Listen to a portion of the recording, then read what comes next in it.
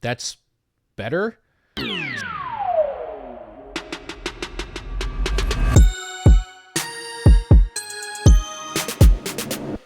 Fast and Furious 10, or Fast X as they are calling it, sees Dom and the family return to take on the vengeful son of Hernan Reyes, the villain from Fast 5.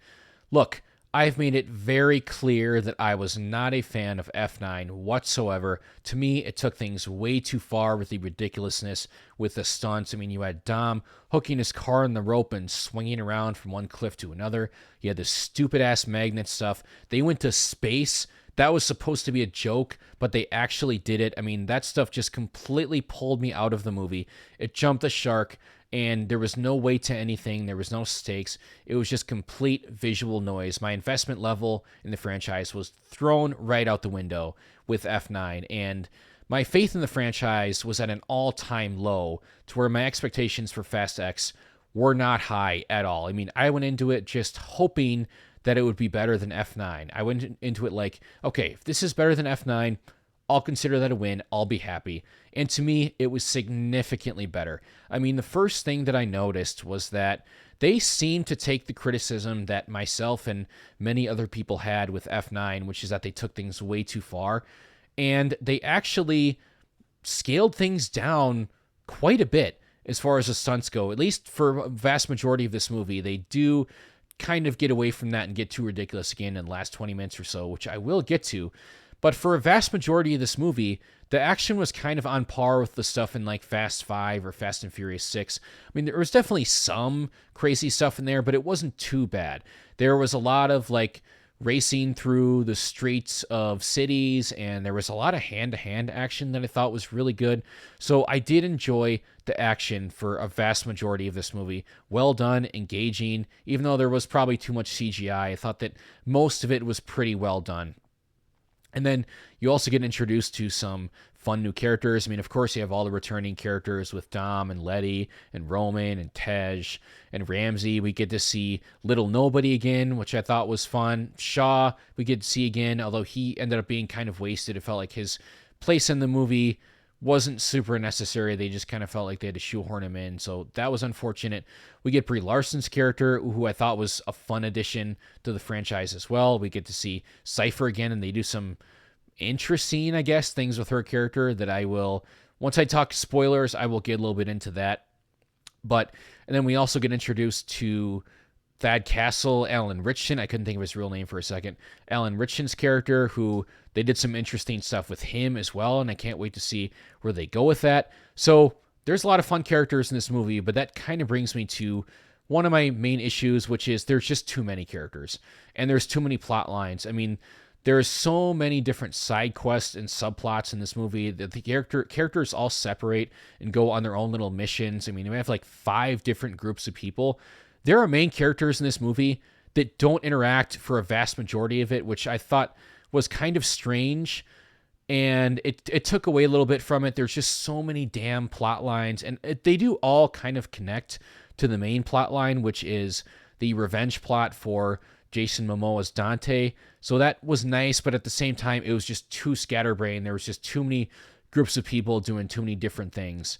But the reason to watch this movie is Jason Momoa as Dante Reyes. He is excellent. Everything you've been hearing about him is absolutely true. He knocked this performance out of the park. You could tell he was having so much fun with his character and completely understood the assignment. I mean, this is a character that is so eccentric and weird and dangerous and psychotic. I mean, it definitely seems kind of Joker-esque. I mean, a lot of people have made that comparison, but it's a very apt comparison because it's a very unpredictable, psychotic character who poses a real threat and is very intelligent and is always one step ahead of our hero. I mean, because of his performance and how much of a threat his villain felt like, I was actually scared for our main characters for at least part of this movie, and I was actually invested in a good portion of this movie, which is definitely not something I could say about F9. So that alone makes this movie a significant improvement over F9. Now, I did allude to the fact that the last 20 minutes or so does go way too ridiculous and drags the movie down quite a bit. Prior to this, the stunts were fairly grounded, at least in comparison to the stuff they did in F9. It was more akin to like Fast 5 or Fast and Furious 6. Once you get into this last little section of the movie here, and a lot of the stuff they showed in the trailer with like the driving down the dam and dropping out of the helicopter and making dropping out of the plane and making the helicopters crash each other.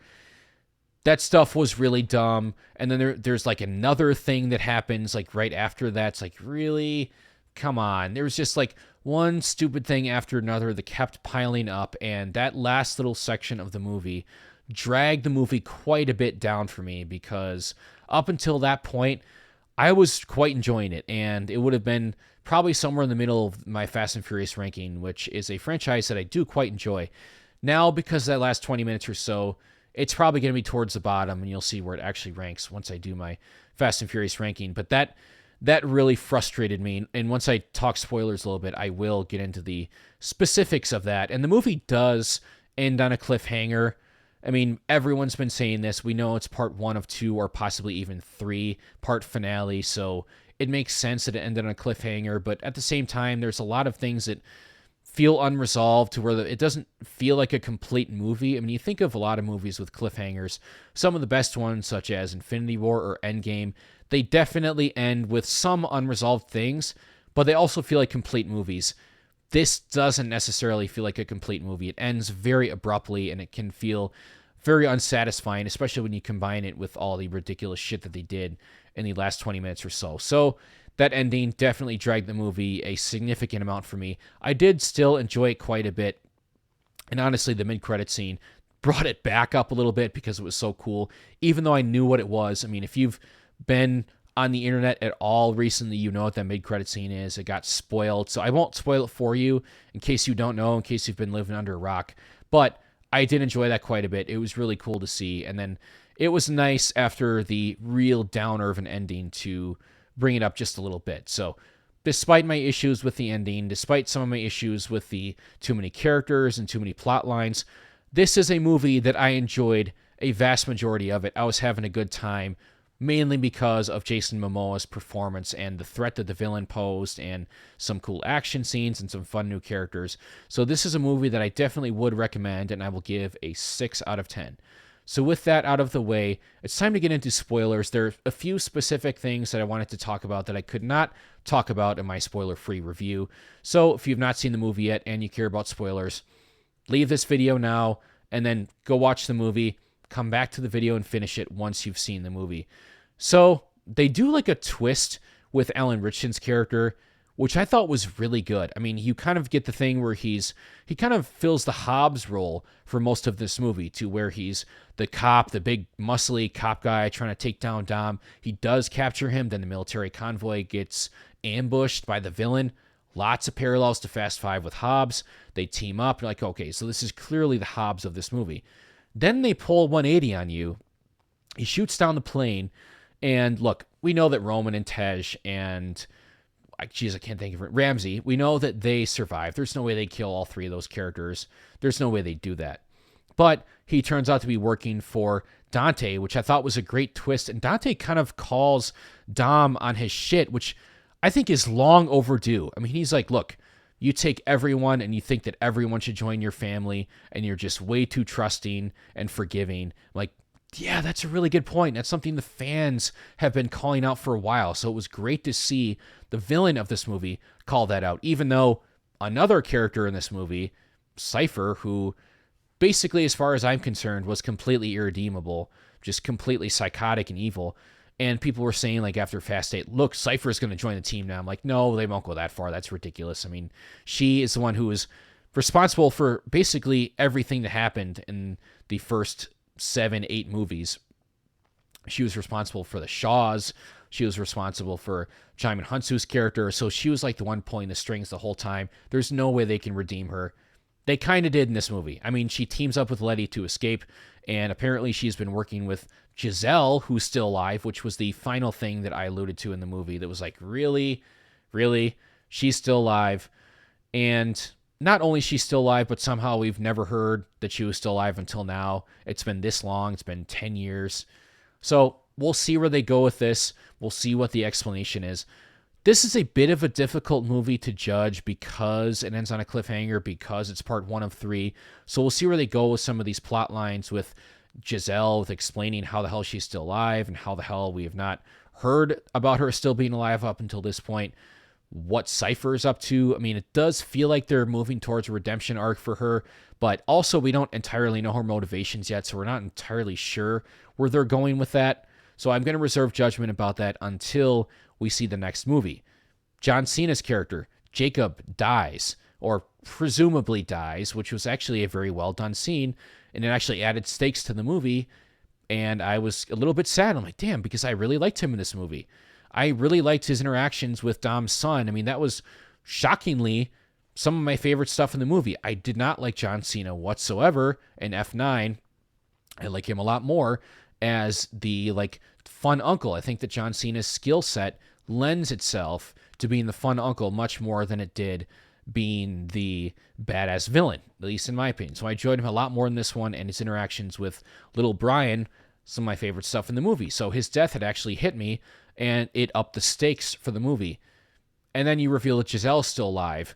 That completely undermines it, and we're reminded, oh yeah, nobody really dies in these movies. So as far as I'm concerned, Jacob's probably still alive, and his death was completely undercut by that. So that was really unfortunate. One of the elements of the ending that brought the movie down quite a bit for me. You had the stuff with the dam and Dom driving down that and then surviving somehow. And now, oh, nope, Momoa, Dante was prepared for that as well. And he's got these bombs set on dam. It's going to explode. But somehow we know that Dom and Brian are going to get out of that. Somehow we know that Roman and Tej and Ramsey are going to survive getting their plane shot down because these characters are basically invincible. So we'll see how they find their way out of it when the next movie starts, but they're going to do it somehow. And of course, Dante's still out there. Of course, Alan Ritchson's character is still out there. So I am mildly interested in where this franchise is going next. And that is something that I could not say after watching F9. I'd basically tuned out at that point. I went to this one with my expectations very low, and I came out being like, despite my frustrations with the ending, I enjoyed that movie, and I want to see where it goes next. So, Fast franchise, good job. He brought me back in. I'm very tepidly back in. I'm just dipping my toe in the water, and we'll see how it feels. But you're pulling me back in slowly. If the next one's good, I'm like, okay, now you got me back in it. And apparently there's going to be 12, right? So it's a 3-part finale. So it could be very epic by the end of it once they wrap up all these storylines. This is a movie that could go up significantly or down significantly depending on where they go with a lot of these unfinished plot threads. So that's all I have to say about Fast X. And if you've seen it, drop a comment below. What do you think about it? And if you like this video, hit the like button. If you enjoy my content in general, subscribe, hit the notification bell to be notified when I post a video. Stay tuned. I got my Fast and Furious ranking coming and lots more content. So I will see you soon.